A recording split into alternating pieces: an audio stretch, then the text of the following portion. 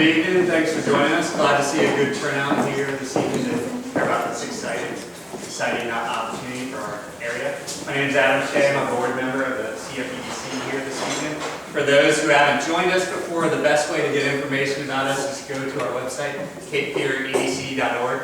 We hold these informational events every other month, roughly, with a little adjustment here for the summer months, just to open the dialogues and discussions. And out of these dialogues and discussions, we're fostering hopefully sustainable jobs in the area that we can take some action items and ways to improve our area. This evening, we're fortunate enough to have Jim Roberts, Executive Director of the UNCW Center for Innovation and Entrepreneurship, also known as a CIE. Jim's also referred to it every little bit here and there about the 803. That's the address. It's at 803 South College Road, if you haven't checked that out. We also are fortunate enough this evening to have a couple of tenants from the CIE. We have the Taylors up here in the front row. They're from next class. We also have Alex over here, and they may be able to share some insights to their experience there and just how that's going for them. Jim Roberts recently relocated to the area this summer. He's been experienced in the role he has here in Charlotte, Asheville. He's been in the Triangle area. Jim, in the short time I've known him, I would say it's safe to classify him as a connector. He knows a lot of people around the state, a lot of people involved in both the finance side of entrepreneurship as well as entrepreneurs themselves. He's had some great events already and lined those up at the CIE this year, and there's lots of other great things to come. Jim was named one of the 40 under 40 people to watch in Charlotte before I came here. All kinds of accolades that I probably can't do justice to, but I'll turn it over to you now, Jim. Thank you. All right, guys, I have a bunch of slides. Some are just pictures. So here's the guy who I'm sure many of you are familiar with the Rise Up and Creative class in Richard, Florida. There's a new guy who's written a book named Brad Feld, who's written a book called Startup Communities, and it's along the same lines as Richard, Florida in the Rise of the Creative class, except that Brad is actually doing investing behind his ideas. He's writing checks. So he started a company in Massachusetts at MIT, sold it, and then soon after selling it, his girlfriend told him that she was moving to Boulder, so he moved to Boulder. And since he has moved to Boulder, you can see what impact he's had on the state of Colorado. I think most of us would think of Silicon Valley as the best place to do a technology startup, but this Entrepreneur Magazine article lists that Colorado has 4 of the top 10 cities in America for startups. And so we're really going to kind of follow his book, which is actually what I've been doing for the last 13 years. Because I started an entrepreneur council with my own money in the year 2000 with literally $115, and that business lasted 2.5 years. So the challenges that Wilmington face are not new. This is a picture from the Cape Fear Museum, the History Museum, in 1870 that said, we're still rebuilding an economy.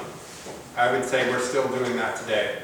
I understand I just moved here in May, but I understand that the real estate bust really hit this area hard and is really yet to recover, but we're trying to improve that. So what am I going to tell you tonight? What are we going to talk about? Brad Feld is one. There are really 3 roles within the CIE, and I'll get into that. But more importantly, how do you support entrepreneurs is really simple. It is this simple. You help them sell more. If they sell more, they have to produce more. They have to hire more people to do the production. Right? That makes sense? If you help them sell more, then they're much more attractive to investors. Okay? This area needs to improve our investor infrastructure. We're not going to change our investors. We have to change the deals that the investors see. Blaming a television show that gets canceled on the audience really doesn't make sense. They didn't like the dog food. Okay? You have bad dog food. How do we change what the investors see? If they don't like .com technology companies, then we have to put a different set of companies in front of the investors. Or we have to help them present better. One of the challenges our entrepreneurs have is they're presenting too soon. And they're not ready to meet the investors, who are conservative investors, but are still doing angel investing. So we have to help our entrepreneurs mature a little bit before they do that first investor presentation. And then thirdly, and this is the least sexy, but it has the most impact, there are things called SBIR grants, and we're having an event on October 17th on SBIR grants. SBIR grants are when the government says, we have a problem, who can innovate a solution, and we'll pay for that solution. We'll give you $150,000 just to tell us what you will do to solve our problem. Then we'll give you $1.5 million when you have a prototype. And then after you have a prototype and we like it, the government becomes a client, and that number is unrestricted, especially if you're selling to the Department of Defense. And that doesn't mean you're selling arms to the military. You're selling things that the military, even the soldiers, need. So do you have a device that keeps medications cool when they're fighting in the desert? How do you keep a vaccine cool in the middle of 100-degree heat in the middle of a desert in a long war? So those are the kinds of things that we're putting in place. And then I'll talk about some new opportunities where you guys can get involved. So who's the new guy? This is a really odd situation to be in. You guys all know my name. I know maybe 10 of you in the room. Okay, so I need to get to know you. This is why I'm here. I want to do some outreach because as the new guy, guess what? I see all the deals from the good old boys. The good old boys send me the deals that they've invested in. And then I get the guys who have gotten a no from everyone else, and then there's a new guy to meet, so I meet all those guys. But now, through these kind of events, I get to meet the people who are outside of those. So, kind of already gone through my background and what I've done before I moved here in May. So this is an economic development event. Entrepreneurship is the latest leg on the stool of economic development, right? So you have recruitment, you guys are all very familiar with that. Existing industry expansion, much like a castle branch. You've given them incentives and they build a new building and they have 200 to 400 new employees, and they all pay above the average county wage. And then third is entrepreneurship and what used to be called economic gardening. The Department of Commerce really doesn't do this. The CFEDC plays a role in this within the Department of Commerce. But the fact is, George will back me up on this, entrepreneurs hate bureaucrats. They hate bureaucracy. Because the moment you slow them down, you're irrelevant, you're obsolete, and they don't want to talk to you anymore because they just think you're going to slow them down the next time. So you have to move at the pace of the entrepreneurs. You have to have the energy of the entrepreneurs, which I have because I am an entrepreneur. And thirdly, sometimes you have to have the tone of the entrepreneurs. We have meetings at the CIE, and they're not necessarily public meetings, and there's a few four-letter words that get thrown around that you wouldn't say right here on this stage. But you have to talk like they do. You have to have the tone that they do. That's really important. So the three things I want you to take away, and this is where I'm struggling a little bit, is I need you guys to understand this is not a UNCW only project. In fact, this is 80 to 90% outreach. UNCW is willing to admit that they're not a tier 1 research university, much like a Chapel Hill or an NC State or a Duke. So we have to partner with the community much more than those universities do. So the CIE is for UNCW, for the students, and we have a student here. It's for the faculty. We have some faculty that we're working with that have ideas for businesses, and we're working with local entrepreneurs. And we now have 8 companies in the facility. But we're also looking to have the CIE and the Seahawk Innovation Fund as a magnet to attract new entrepreneurs from outside of the area. Frankly, one of my goals is to attract the best and brightest that have moved away to go find opportunities in Raleigh or Charlotte or DC or Boston and have enough momentum that they want to come back because this is where they want to be. They just didn't think they could be here. So we're trying to create the companies that they want to work for. Or we're creating a nurturing environment. If they wanted to start a company, they could do it here instead of having it in those other cities. And then, so number 2 thing that I want you to walk away with, at our grand opening, we had a gentleman by the name of Dr. John Harden, who's with the Department of Commerce, and he is the advisor to the governor of North Carolina on science and technology policy. And he had a index report that showed how is North Carolina doing against other states, how is North Carolina doing against other countries, and how are the cities within North Carolina competing with each other. How does Wilmington compete with Raleigh? How does Wilmington compete with Hickory? How does Wilmington compete with Asheville, which is the exact same size as Wilmington? And then thirdly, how to get involved through the events. So I have a list of our events that I will share. So within our state, within North Carolina, we actually have the world's best example of an entrepreneur support organization. It's called the CED. And they are more than happy to admit that they do 4 things really well. They educate entrepreneurs, they do capital formation and preparation to meet capital, they do communication and a calendar of events, meaning they simply inform you of what's going on so you don't miss important events. And then they create mentoring and networking events. And so people ask me, well, what do you really do? What I do is I eliminate serendipity.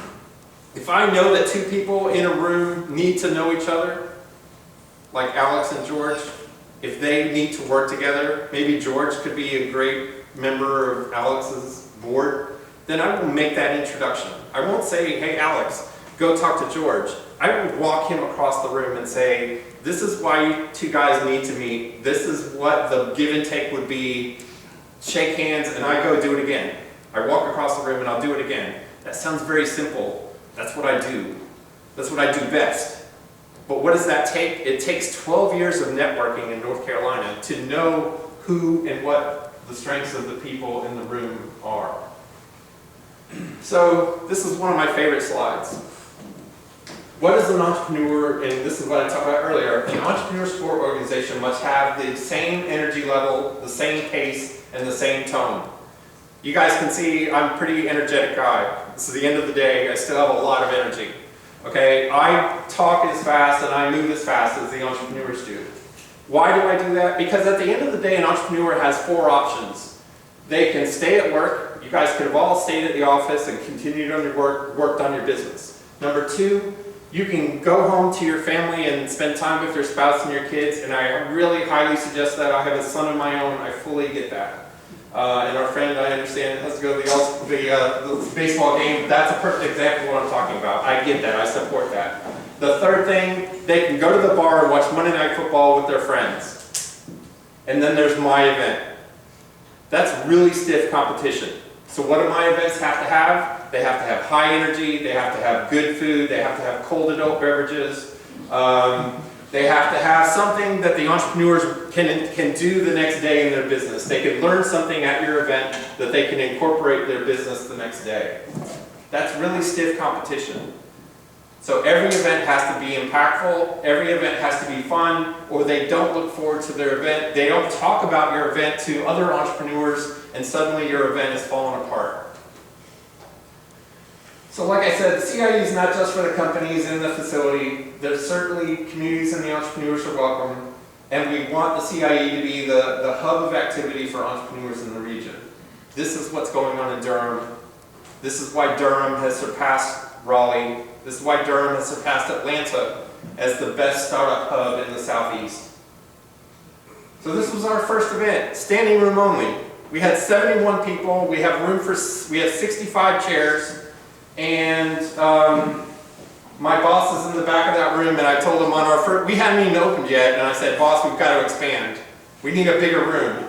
So I'm actually going to think about knocking out this wall right here and making more room for events. And we'll take away one office, but I think we need more room, and we sure need more chairs.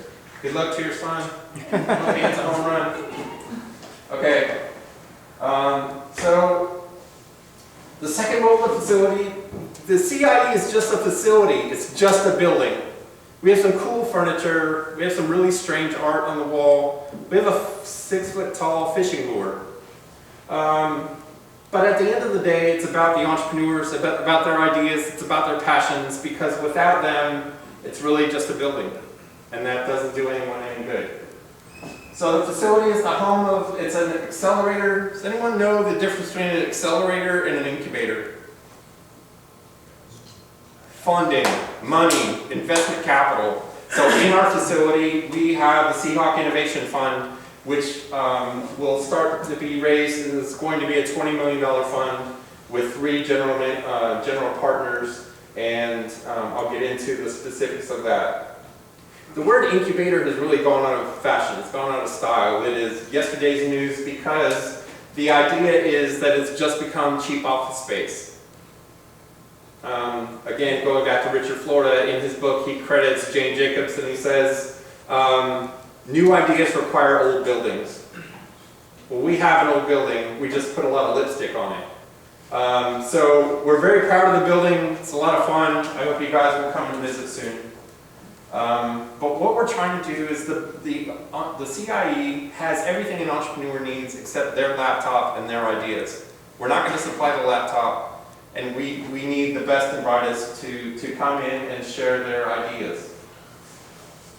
So how does the facility work? We have room for 70 people at our events. We know that if we have 70 people, 10% of those people probably are first-time visitors. I'll give them the tour. Hopefully 2 of those will want office space. Now, everyone, again, the CIE is not a real estate play. We have actually turned away companies. We need a specific kind of company, and we're not in a rush to fill the building because of the companies that are already in the facility. Before we bought it, we've got the Cookout Regional Headquarters, we've got a company called Massage Therapy, we've got a $4,000 mattress store. Well, those guys are paying rent. Their rent covers the rest of the rent. Okay, so we don't have to fill the building tomorrow. It's not like if I built a new Sears Tower in Chicago and you just got to sell. I'm not in that position. So I can have the patience to fill it with the right companies. So we have co-working space, and I'll show you some pictures. We have individual offices. If they find funding, then they grow. We have bigger offices for 1 to 5 people. We have offices for 5 to 7 people. We have offices for 7 to 15 people. And when the mattress store moves out, we'll have room for 25 people from one company. Okay, so we have graduation space. The whole idea is we don't want you to stay there. We want you there to either fail fast or grow fast. We want you to evolve as your company. We want you to move in, grow, get a bigger space to a bigger space, and then move into the community, into a building like this. And that makes room for new companies. So if you came 9 months later, you might see a whole different roster of companies that are in our space. This is very different. So we have in our space, we have an alley. We have a hallway of rooms called Seahawk Alley, playing on the word Silicon Valley. We have Seahawk Alley, which is a row of 6 offices that are specifically for the companies that the Seahawk Innovation Fund invests in. We're hoping the facility, the UNCW, will hire a technology transfer officer soon. How many people understand tech transfer? How many people have heard of Gatorade? Hey, I'm a University of Florida graduate. Gatorade is the easiest example to use. The University of Florida has made $50 million because, is it Coke or Pepsi? Coke. I think Coke bought Gatorade. Pepsi? All right, so Pepsi. I'll have to remember that now. You can only screw up once, right? Yeah. So Gatorade, so Pepsi has licensed Gatorade and over $50 million. Well, you can do a lot with $50 million as a university. So Gatorade is a very good example of that. Oh, this is a very important part. Co-working space is free for UNCW students and discounted for tech transfer related companies. So if a student had an idea and they wanted to use the co-working space is free. And co-working is simply, we have a room for 20 people. It's about this size, guys. It's about the size of this room. Yeah. For 20 people, and those 20 people could work for 10 different companies, or they could work for 20 different companies. The key is we want them at what I call the napkin stage, the very white napkin stage. They've made no mistakes yet. They haven't signed a bad distribution deal. They don't have the wrong lawyer yet. They didn't hire Uncle Billy to do the accounting. We can work with them at the very earliest stage. So the companies that we want in the space should be at the earliest stage. They have some intellectual property, be it of interest to investors, be able to see a potential exit. Who's going to buy this company? Is it going to go public? Are they going to get acquired? That's what this is really all about. They must play well with others. There are two companies specifically that I know of that I'm not going to let into the facility because they just don't play well with others. So I'm just not going to let every single company in. We have a way to screen who we want in and don't. And the last step, of course, is we want them to grow and graduate. So how big is the facility? We have 19 offices. We have room for 20 people. We have the Seahawk Alley. We have 5 or 6 more offices outside. We have the big mattress store. And then we're calling the hallway for the UNCW staff the Sammy Wing. So this is what the building looks like. Fancy new sign that was not there a week before we opened. This is the event space. It looks a little bit better now.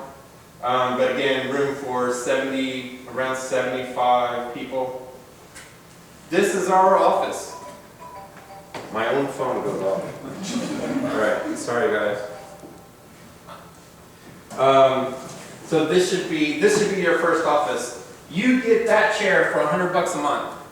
It's everything you need. Okay? You're right next to the outlet.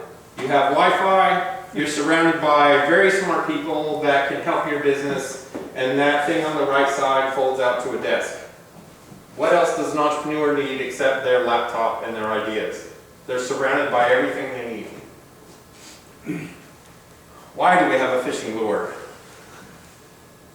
Because we want you to know that you're not in your own space.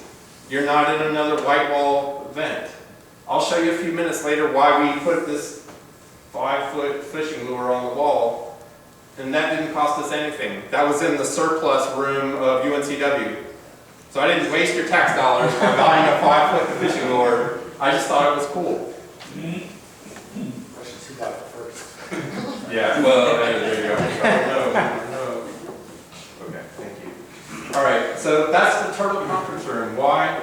Because we can. That is our first tenant signing his lease. That is John from Logic Bay. So again, this is what's going on in Durham, and this is why Durham is leading the Southeast in entrepreneurship. This is direct advice from the young guy who's running their incubators, their accelerators, their co-working space. He said, make it fun, it shouldn't be that serious. Well, fishing lures are fun. We've got a big screen that you can connect your Xbox to. We hope to have a kind of a video arcade where you can play Galaga and all those fun things that other things have. The other thing is density, put as many entrepreneurs. Okay, we have entrepreneurs and they all want their own office, right? That's not how this works. Okay, if you have 3 people, you don't get 3 offices. The CEO can be in one and you can pack your sardine of employees back into the other office, but you're not getting 3. You're not getting more than 2 offices. That's not, again, we want as many companies in there as we can fit. Do not let service providers, meaning lawyers and accountants, have offices. Don't let them pay rent. And of course, beer and pizza, right? Because that's what you want your program, no offense. That's what you want your programmers to do, right? You want to slip a pizza under the door. You don't want them to go home. You want them to knock out code all night. Am I right? Alex, you buying pizza? Oh, so much pizza. Very good. Setting it from Wilmington to Atlanta. Okay. You're seeing that right. That's Big Mac from the Ronald McDonald gang. That's what they have in Durham. It is a 5-foot Big Mac that just looks at you. This is the front door, right here. It's the first thing you see. It's this huge, and you just go, why is that there? And then it dawns on you that, because you're not in your office. They have a slide in Durham. That's how you get from the 2nd floor to the 1st floor. They have a 50-foot tall slide. I didn't put down the slide. But that is one of our Wilmington entrepreneurs. I think those are the guys from Fuzzy Peach. So yeah, we have a little fun. I think some of you know my friend Jenny Harris. That was our grand opening. we turned that into a photo booth. What that really is, it's just kind of a place to practice your pitches in our facility, and yes, that's Sammy C. Hall. Okay, so the third role of the innovation, or the CIE, is the Seahawk Innovation Fund, which is a $20 million fund that's being raised. The fund would have their offices and their portfolio companies in the space, work with local companies and try to recruit new ones. And my role within the Seahawk Innovation Fund is to bring them the best deals to invest in. They want to play a role in the company. They don't want to be portfolio managers, they want to be company managers. They want to have an active role, they want to have a C-level role. One of the three guys will have some role within each of the companies. If a person starts a company and they're really good at sales or they're really good at product development, then one of the three guys would say, okay, I'm now the CEO. Or if there's a strong CEO but they don't have the financial guy, then one of the guys would become the CFO. So they're focused on the Valley of Death, which is right after angels and right before VCs. I think you guys probably know Tom. I know you know Tom. You probably know Tobin in Dallas as well. They want to encourage benevolent collisions in the space. That's why they want the people there, is that interaction that happens in the hallways and the kitchens. And then we provide office space and services to earn our limited partnership in the equity stake in the fund. So how are we going to make this happen? You know, Wilmington is not that big of an area, so it's not hard to get the word out about what we're doing. We had an article today in WRAL TechWire. I'm sure the CBS station locally is WRAL. That runs out of Raleigh. And they have a technology newsletter website called WRAL TechWire. Tom wrote an editorial for it. We've been featured in the Triangle Business Journal. I've been on the Carolina Business Review, which is a statewide TV show. I did an interview here at the radio station. We've been featured a lot.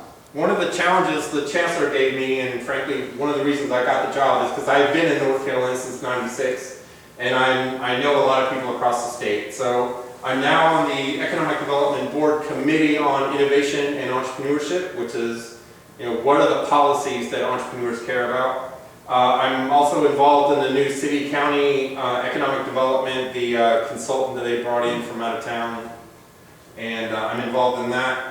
They're actually having some of the focus groups over at the CIE. And then why do we do all this marketing is to help raise awareness from the people that are out of town that go, hey, wouldn't it be cool to start a business on the coast? And that's really what this is about, is we're balancing the assets of entrepreneurship and nurturing entrepreneurs with the quality of place that we all live here for a reason, right? It's not awful living at the coast. It's pretty cool on weekends, right? If you're not slaving away doing programming, you'd probably be at the beach, right? Okay. So that's what we're planning on. So what do we really want to do? Again, we want to increase sales, we want to work on grants, and we want to increase the capital. So one of our first events is how are we going to increase sales? We're going to ask the 5 largest employers that we can get to participate and have them on stage in front of a room like this say, I have 5 things that keep me up at night. Who can help me with these 5 things? If you've got 5 big companies that each describe 5 big problems, then you've got 25 new opportunities in the room to go, I can do that. I know how to do that. I just can't get past your admin. I can't get past the gatekeeper. I know how to do that. I need an opportunity. And when that person is on stage, it's kind of hard to run away and say, well, I didn't get your phone call. Well, I met you in person. I looked you eye to eye, and I told you I could do this. So that's a very popular event. I wish I could give you a date when we're having that event, but again, I've got to catch the 5 guys to agree to be on stage first. So I don't have a date for that yet. October 17th, we're having a workshop on how to pursue those SBIR grants we discussed, and then how to get capital. So unfortunately, this slide was not updated. We've already had the NCID event, and we may have a rocket pitch event on October 30th. How many of you guys are familiar with rocket pitch? Okay. So rocket pitch is, you basically give entrepreneurs 5 to 10 minutes to talk about their business and who in the room can help them pull it off. So how are we sustainable? How are we funded? Obviously we get help from UNC Wilmington because they are paying for everything that's going on. We have an agreement with the city. They're giving us $70,000 per year. We do have sponsors such as BB&T and Cape Fear Future. I understand some of you in the room are involved with Cape Fear Future. We're looking for donors, sponsors, and of course, if you can provide any help, we'd be grateful for that. So what are the mottos? What do we talk about? How are we going to change things? How are we going to make things better? First is get busy on bigger things to have bigger outcomes. Like I said, that's really getting annoying for me as well as you. Sorry. All right, so we want our entrepreneurs to think. Think about existing problems. I've met a lot of entrepreneurs here and elsewhere that start a business that's a solution looking for a problem. We need to know what the problems are and how to address them. Because again, if you think about that 5 and 5 event, the whole key to that event is if you have a headache, you're going to take the time to get in your car, drive to the grocery store, and buy aspirin. But if you need a vitamin, aren't you going to get that vitamin the next time you go buy a gallon of milk? People want solutions for pains that they have. So again, if one of those 5 is a hospital in Wilmington, it's probably safe to assume that the hospital in Asheville has the exact same problem, or a very similar problem. The one in Charlotte, the one in Atlanta. So start thinking, I want our entrepreneurs to think bigger. We have to let our entrepreneurs leave the city from time to time. I want to get our entrepreneurs on stage across the state. You know, Raleigh has the largest investor conference in the Southeast. They just had, I don't know, probably 40 companies that presented, and not a single one of them were from Wilmington. But I'd like to set the goal next year that 3 of our companies present on stage and make it 3 out of those 40. You guys up for that, George? Sure. Yeah, you want to be one of those? Sure. All right, let's make that happen. I do. So, you know, again, like I said, what I work on is not necessarily rocket science, but I just roll up my sleeves and I become part of the team of entrepreneurs and we try to make things happen. So I want to be the home of the entrepreneurs, and like Tom Looney and I both say is that don't mistake activity with achievement.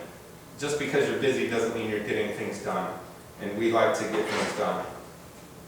We don't have the magic wand, we don't have the silver bullet. We can't just make our investors more risk tolerant. We have to earn the respect of the local investors. We do have a conservative region and we want them to be more risk tolerant. But really what's happening right now is when companies present, they get a no. I'd like to turn that no into a not yet and then turn that not yet into a yes. So again, we have to help our entrepreneurs understand what the investors are looking for.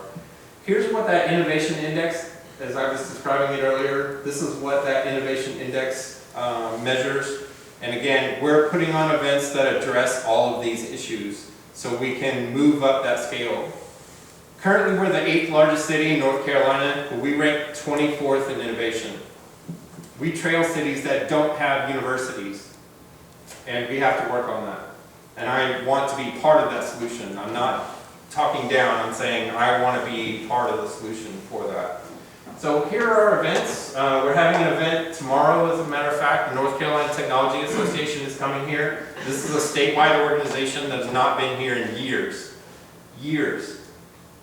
We're very happy to announce that NextGlass and CloudWise are now finalists for awards for the North Carolina Technology Association, and that event happens November 7th.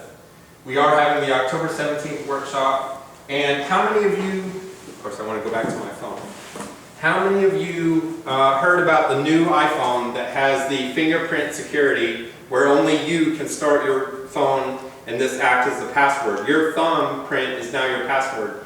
The guy who sold that technology to Apple is our keynote speaker on October 23rd. It's a guy named Scott Moody. It's a company called Authentic, based in Florida, and he sold it for over $300 million to Apple. And that's our speaker on October 23rd, coming to UNC Wilmington.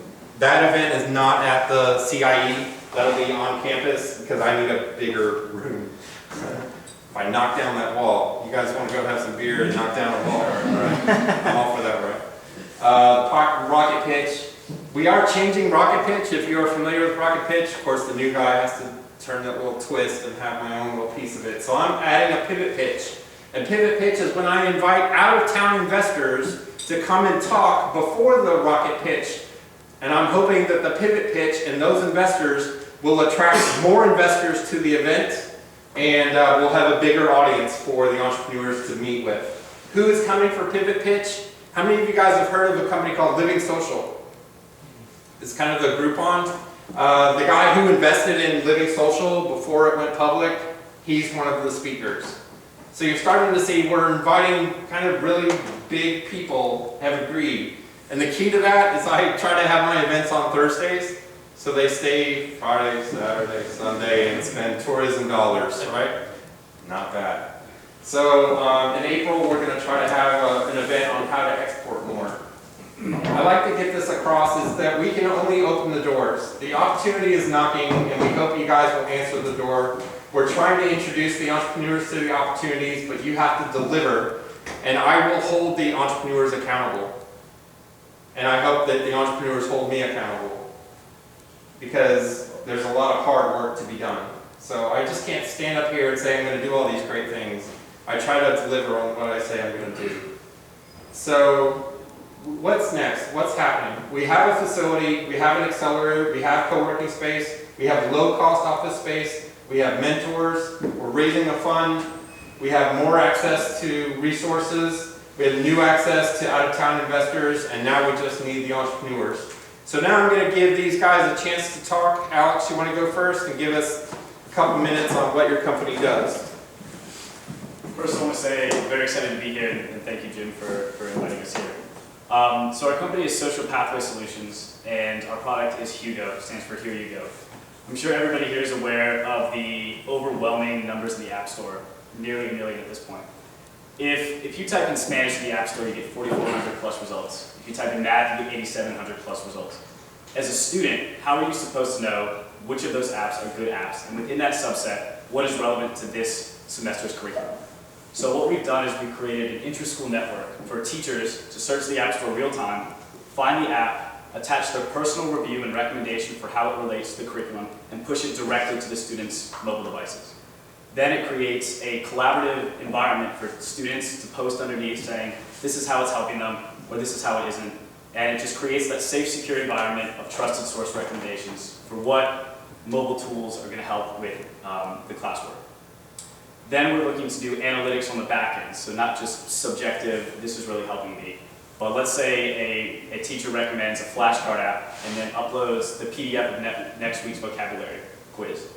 We're able to track how long the students spend in that app, what behaviors they've done. So for example, Susie Q spent 40 minutes in the app and only got a 60 on her quiz. Johnny on the spot over here, 120 minutes, A+. Especially in schools that focus on growing students from kindergarten to high school, or through high school, we're able to track what sort of apps that they're using and how it's affecting their learning style and how it correlates to improvements in grades. So Cape Fear Academy is our pilot program in Wilmington, and we're looking to work with those students and those teachers to basically take this basic concept of trusted source recommendations and see what are the further pain points of teachers, what sort of behaviors do they want to track, and be able to deliver to the school very quantitative data on how these tools are helping. Because the fact of the matter is, Business Insider just had an article that said by the end of 2013, there will be more mobile devices, smartphones and tablets, than desktops and laptops. So if you are a software developer and you have to develop next year's educational software, are you developing a CD-ROM or a mobile app? You're doing the mobile app. So that 8,000 I mentioned, that 4,000 I mentioned, by the end of 2014 could easily be 1,620 for each of those. So what we've done is created a platform through which students and teachers can evolve along with this change. And a student just has the confidence that the app that they're using is the one endorsed by their teacher. The teacher gets the benefit of standardizing what the students are using, and again, we provide that analytics. So, so far Jim has been instrumental, and I can honestly say that the CIE and Jim's work has taken the anxiety out of a startup. Fred and Lupetu here, my business partners, they have started another company before, but not obviously this company. We're trying to disrupt the industry, and we're trying to connect education and technology. That creates a lot of unknowns. And for a while, we were worried about whether we would misstep. Jim mentioned going to investors too early. And so far, he's been great about saying, well, here's the person you need to meet. And honestly, my eyes light up every time because I'm like, exactly, that's the gap in our business plan. And we weren't sure how to tweak this part of the marketing. And he said, well, go over here to CFEDC and you'll get that help that you need. And so far, just having an office in the CIE, every single day we have at least one person who's either touring it or is somehow related to entrepreneurship and innovation in Wilmington. And they get to come by, introduce themselves, and hear about our company. And we started the company in Atlanta, and that's where our first pilot program, or we first approached that school. But the traction that we've gotten up here just far outshines what we did in Atlanta, because as Jim said, they're just surrounding us with what we need, and so those questions are getting answered, and we're able to get those questions and strategize to build. So what we're looking to do in the future is, I mentioned Cape Fear is our pilot program here. We want to create within each area, local area networks. So let's say you're a teacher at St. Mark's and you're a math teacher. You're not so app savvy. Well, your students should still get the benefit of a quality app recommendation. So that teacher will be able to tap into Hugo and see what other teachers in the area at schools that they trust, what apps do those teachers recommend. And as we move forward and we see that certain apps are being endorsed by teachers, we're able to create the dialogue, the conversation between the audience actually using the app and the developer of that app. Right now, if you're Spanish, let's say you develop a Spanish translation app, you only get the aggregate download numbers from Apple. You had 2,000 downloads last month. That doesn't give you any information. If we're able to say, well, 10% of those are 8th graders and 9th graders in the North Carolina area, your app is being endorsed by 5 of these teachers, and they're not so happy with the colloquial phrases or adjective endings in longer sentences. All of a sudden, we're able to connect the people who are using the app with the people who are creating it and solve those pain points. So that's sort of what we're trying to do, is really just bridge this natural proliferation of apps in the mobile market and connect it to teachers. Students get the benefit of knowing that it's a quality recommendation they're getting and that their classmates outside of it are using the same app. For teachers, they get to know that their students are not downloading apps that are going to be dropped out of the App Store because the developer isn't supporting it anymore, which is a common problem because developers aren't getting paid. For the school, they're able to track what sort of apps, what sort of tools are being used over this time. And for parents, we're giving them a sort of eyes-only look into what the teachers are recommending to the students. Because up to this point, devices it's bring your own device. Schools are not providing the devices. So we're trying to give parents that glimpse into what is my child using. So that's pretty much our company and what we're trying to do. So thank you all for listening to me.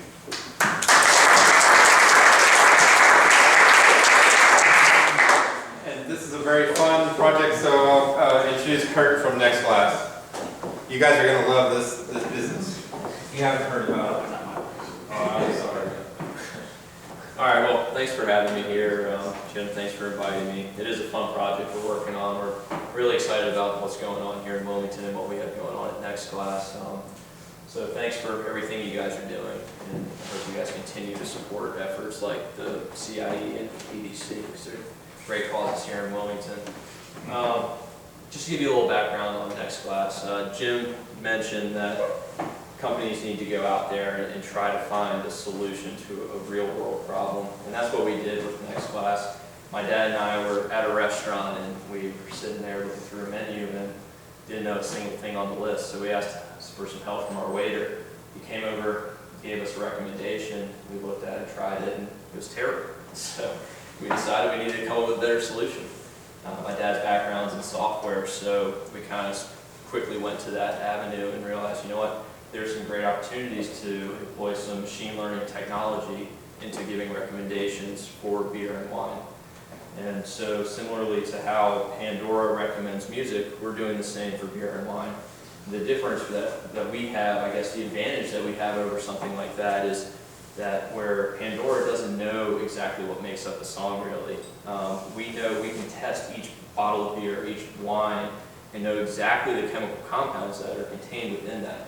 So there's a scientific element to what we're doing, and all the data that we collect on these bottles of beer and wine, we're feeding into our machine learning software to figure out exactly what's important to each individual.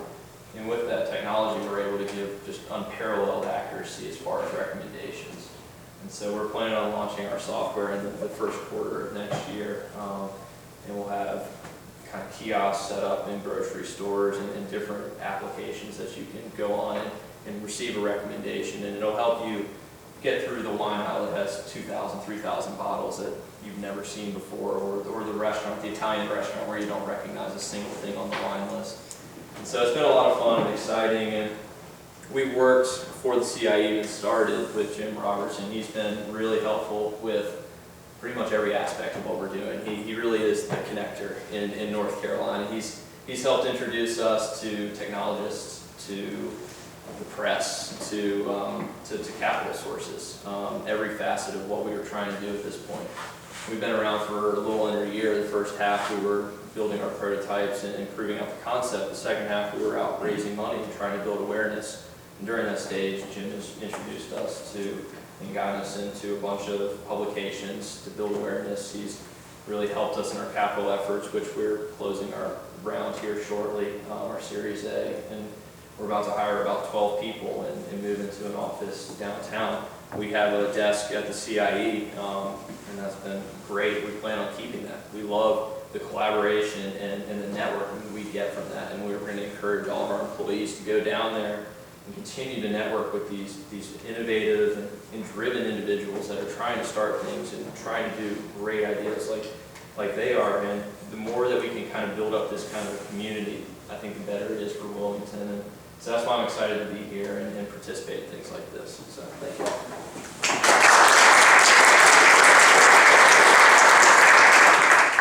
So I forgot to put my best slide in here, which is the day we opened the CIE on September 5th, we already had 20 open jobs.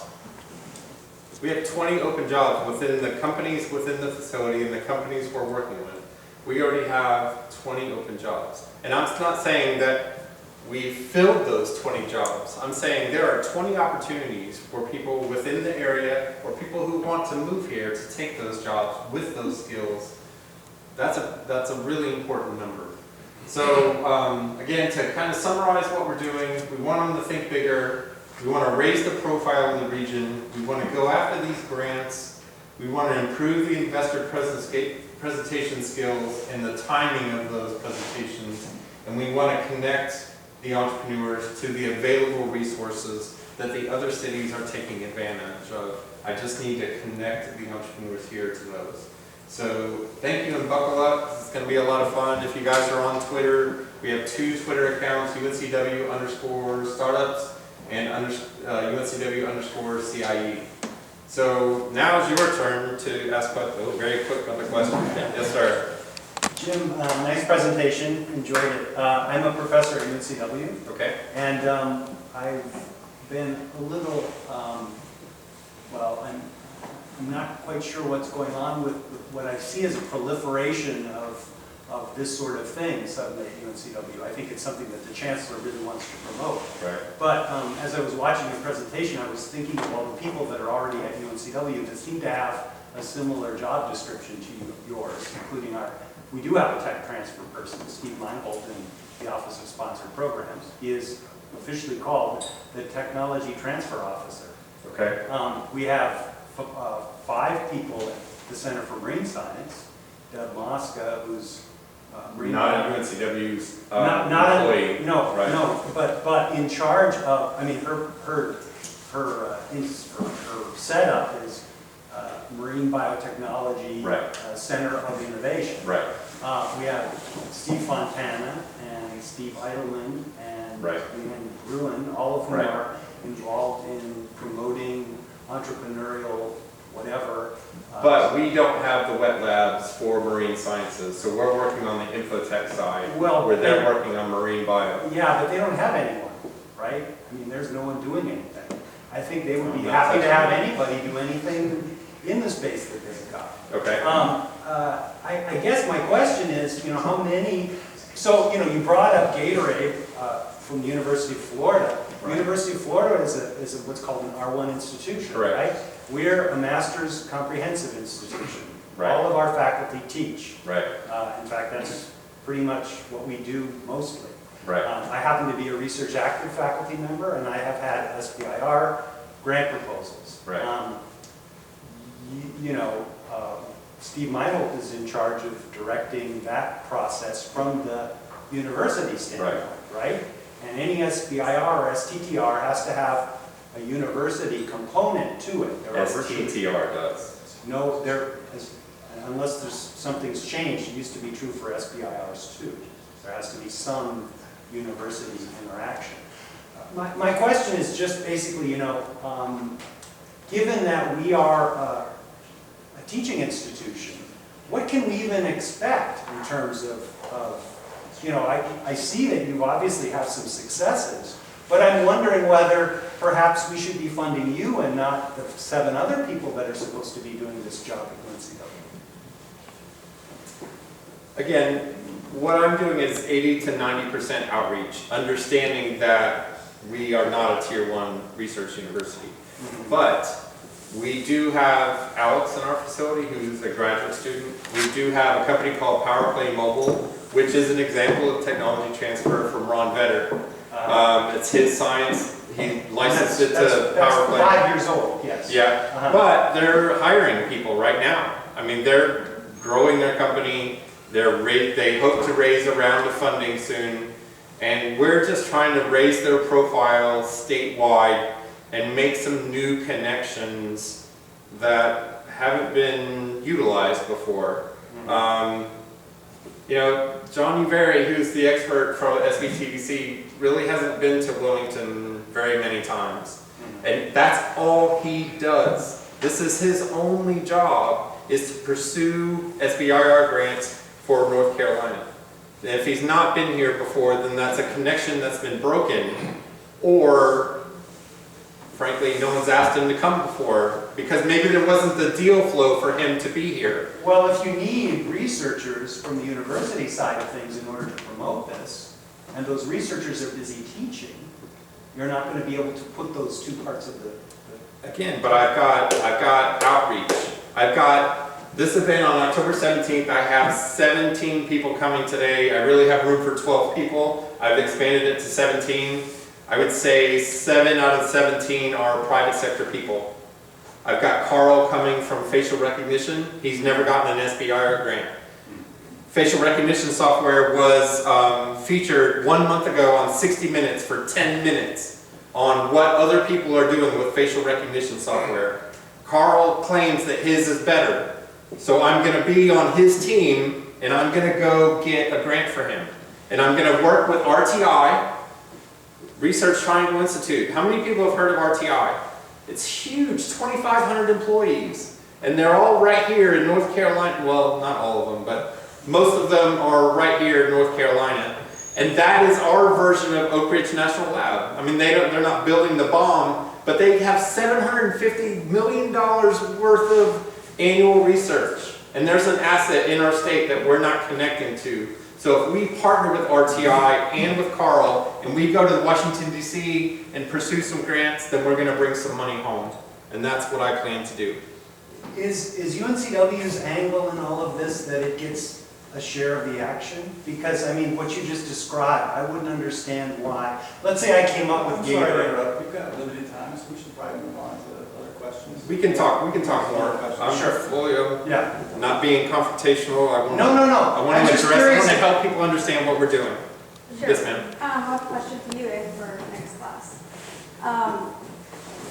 Who runs the Durham similar facility? Right, so there's a gentleman in Durham named Jim Goodman. He owns WRAL, but about 25 years ago, he bought an abandoned 250,000 square foot built tobacco warehouse that was boarded up, all the windows gone and everything. And he got a contract from Duke University and a contract from GlaxoSmithKline took that to the bank and said, I've got 2 tenants that will take up this much square footage, give me a loan so I can buy this building and turn it into that. Jim Goodman is a guy who owns the local CBS station. He's one of the, I would say, top 20 wealthiest people in North Carolina. So he's the guy who made that happen. He's got 2 sons that are now in the real estate business, but they are using this as a real estate sales. They don't really qualify too much who comes in. They have some competitions and stuff, but it's more for publicity than it is, hey, we're not going to allow you in. So their second incubator that they opened was full on the day it opened. The day it opened, it was 100% leased. And then within a month, they opened they signed a lease for a new one in Raleigh. And the one in Raleigh that was owned by somebody else, the day Durham said they were coming to Raleigh, Raleigh said we're expanding 4 times the size we are today. So this is really going on in other cities. Yes, sir. Along the lines of solving problems, and given the numbers of military facilities in southeastern North Carolina, what problems can we solve for the military?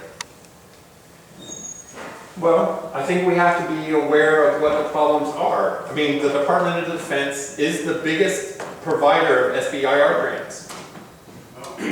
Carl's thing is a Homeland Security issue.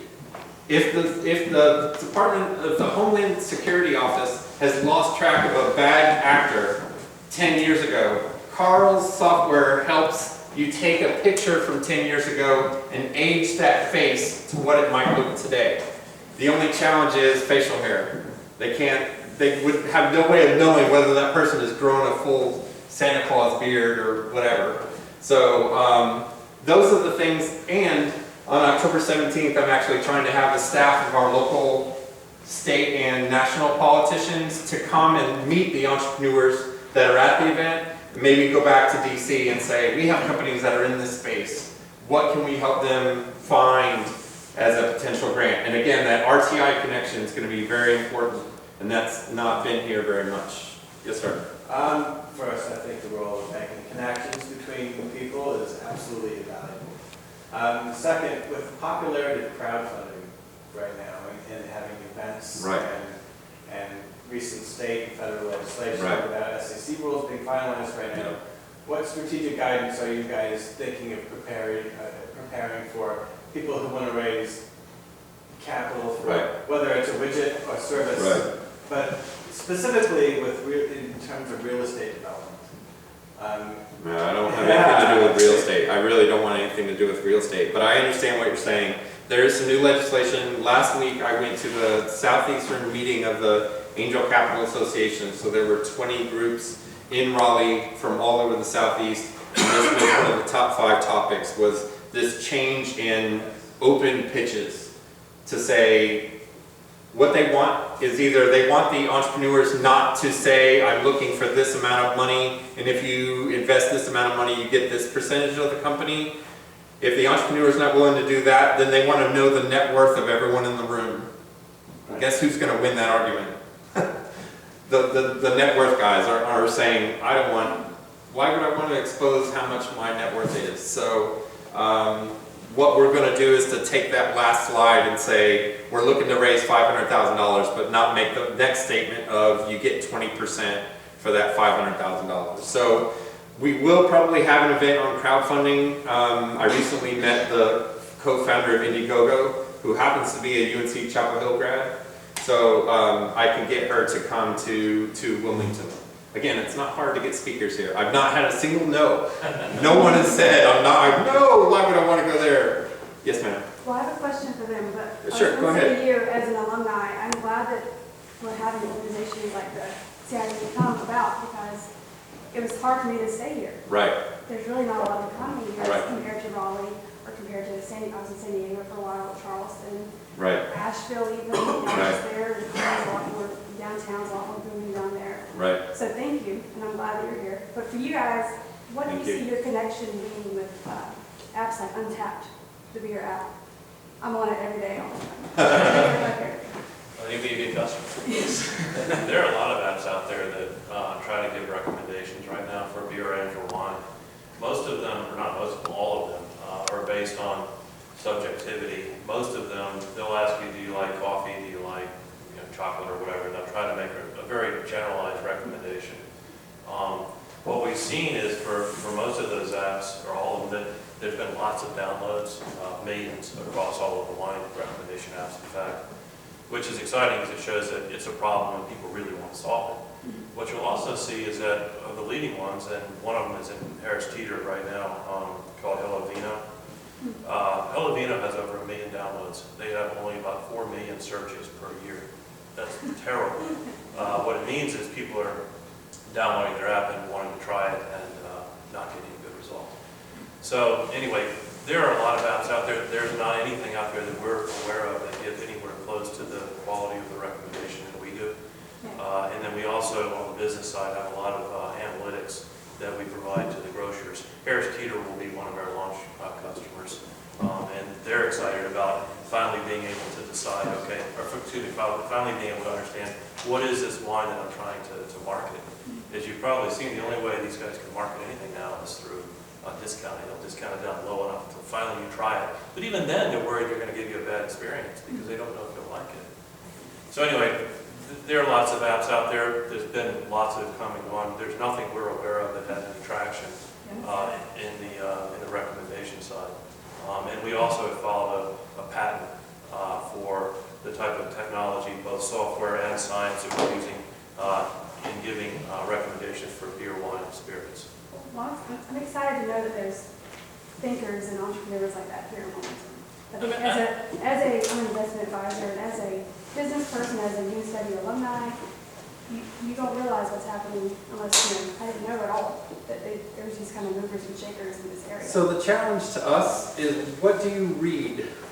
Where do we need to reach people like you? That's one of my biggest challenges. Because I just had a meeting in the CIE with an entrepreneur at the end of the day, and at the end I just had to ask, well, if you're not reading about us, if you haven't heard about us, what is it that you're reading? What channel are we not on that you are reading? That would help us understand to get more of this message out to more and more people. Did you have a question? A question and a comment. We're a small company that needed to hire 22 people this summer. And we end up converting to being pretty much a virtual company because while we pay well above the county average, we could not find the software developers, coders, anywhere in Wilmington. We hired a handful in North Carolina, but not one single person from Wilmington even applied for a $60 an hour job. Right.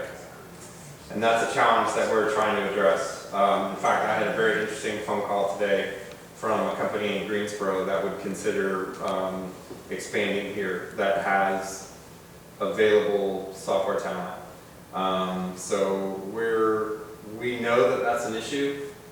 I really don't want a fourth full-time job to teach programmers, but if that's what our entrepreneurs need the worst, then we will have to find a way to address that. Did you have a comment, or was that the comment and the question? Well, it was a follow-up to that, because this is where I think the relationship with UNCW and Cape Fear Community College is so absolutely critical, and it goes back to Tom's comment too. There are more veterans in North Carolina than anywhere else in the country besides California. Right. You know. Right. Yeah, I recently heard something about that. I'm going to have to think of who told me about like a programming school for veterans. Charleston's doing some interesting things. They have a thing called the Digital Corridor, and we're going to look into what they're doing and replicate it with our own little twist. But you know, I think we're going to have to do some recruiting. You know, I've been talking to some of the guys. We need to have a social event in Raleigh and Durham, and you know, invite some programmers and see if we can convince a couple of them to relocate to work with. You know, we had this discussion exactly before lunch today. young programmers want two things. Obviously, if they can make a great living, they want that, and you're offering a very nice salary. And the other thing they want to work on is a sexy project. And we have to let people know in these other areas where there are programmers that are maybe being underutilized or underappreciated, and say, hey, we have opportunities, we have these great software opportunities, and you can live at the coast. Yes, sir. So I'm curious if this isn't an opportunity for the relationship of CIE with the university to be strengthened in that, if the university has a computer science department that's generating graduates who aren't applying for well-paying jobs in Wilmington, what's the disconnect there? Is it that is it that they're getting great opportunities somewhere else? Is it that the folks graduating out of the program need different skills to apply for those jobs? They don't have that? I mean, does the university need to pivot or change or expand in some way to meet that local need? Is there a channel for you to be able to take that kind of information? I imagine you're going to be able to get that kind of information. And that's not the only time we've heard something like that. Right. I'm not sure that ever gets back to the university. Did you contact the university Well, about? we worked with the computer science and physics departments. Okay. And it, of course, was up on, Seawork and everywhere else. Yeah, we had this conversation earlier today is, the university may be teaching Java when the companies really need Ruby on Rails. So that's the feedback that needs to get back. I mean, not that. As I have some success, I have a little louder of a voice, and I can be, right now I'm still the new guy and a little probationary period, so once I have some success. I've heard this concept. Yeah, I know. Part of, but It's a big as you're issue. an outreach agent of the college, how do you make that connection? How do you help the university be better? It's interesting, we have 12 jobs up there. I mean, our starting pay for programmers is $80,000, Right. goes up from there. We haven't had one application from UNCW. Not Yeah. one. Yeah, All over Charlotte, all over Raleigh, we got tons of them, but not one Right. from UNCW. right. Which is kind of odd. But I'll add to that, as a programmer, I think that you must be working with some really cutting-edge technology. Like, I heard you say that machine learning and creative programming. We've got, like I said, there's a dozen jobs, there's all kinds. There are some very specific jobs, but then there's some just website development where no one's applying. Did you have a question? No, just, okay. Just listening. Fast. Sure, I want to see if you could talk a little bit about the risks that early stage investors take. I'm not sure if a lot of people in the room are familiar that the qualified business venture tax credit that's available in North Carolina is expiring at the end of the year. How do you think Can you that'll put play that out? softball right there so I can knock it out of the park? And calls to action. All right, so the state of North Carolina created something called the Qualified Business Venture Tax Credit, which if you are an investor and you invest $100,000 into an early stage company that's below $5 million, you can write off $25,000 of that $100,000 investment on your state income tax credits. That is very important to the innovation economy, to entrepreneurs, and to investors, and that law, that tax credit is going away in January. More like 20 others. As long, yeah, I know the film credit is not very, is going to have the same death, unfortunately. And I am a very loud voice for that. I've been on Twitter, I've been on LinkedIn, I've been talking to the legislators themselves, and unfortunately, they kind of threw the baby out with the bathwater. They just kind of didn't even know what these tax credits were, so they don't miss them. So I'm very loud about this, more loud than I am in this room. I'm very loud about this. This is a huge mistake. And I've talked to the North Carolina Economic Development Board at the very highest level. I've had direct conversations, even with the governor. I knew the governor when he was the mayor of Charlotte. I lived there. When he had events for entrepreneurs, he called me to put the room of entrepreneurs together. So I know him very well. And I've talked with him and his staff about why this is happening. And they just don't seem very optimistic that they can save it. And I promise you, this is not a governor issue. The governor had this tax credit in his budget. The legislators cut this tax credit. So they would rather lower the capital gains tax than keep this investor tax credit, which is a real shame. But I'm fighting for it.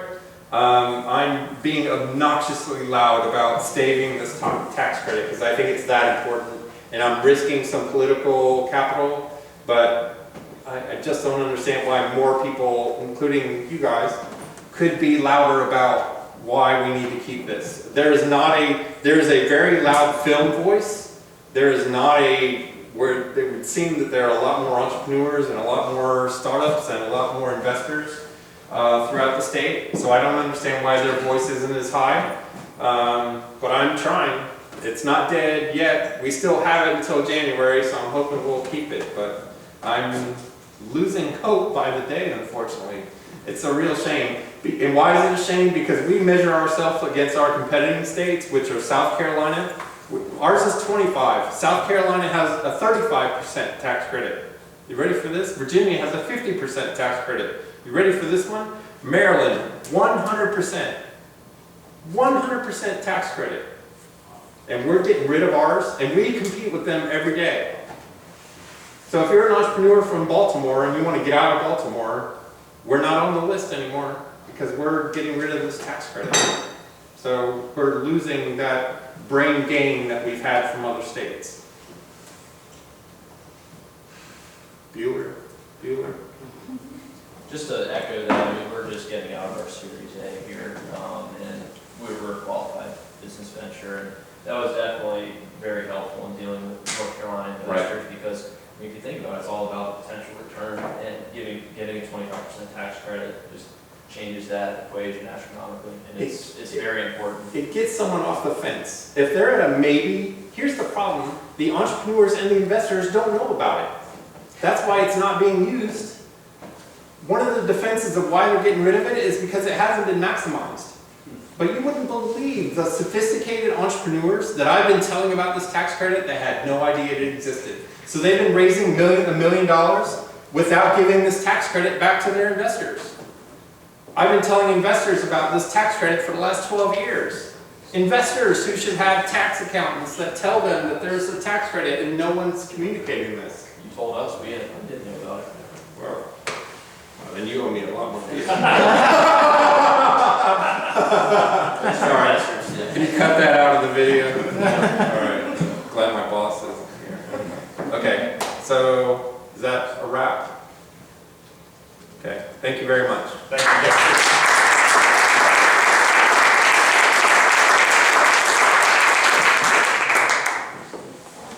Any kind of closing statement?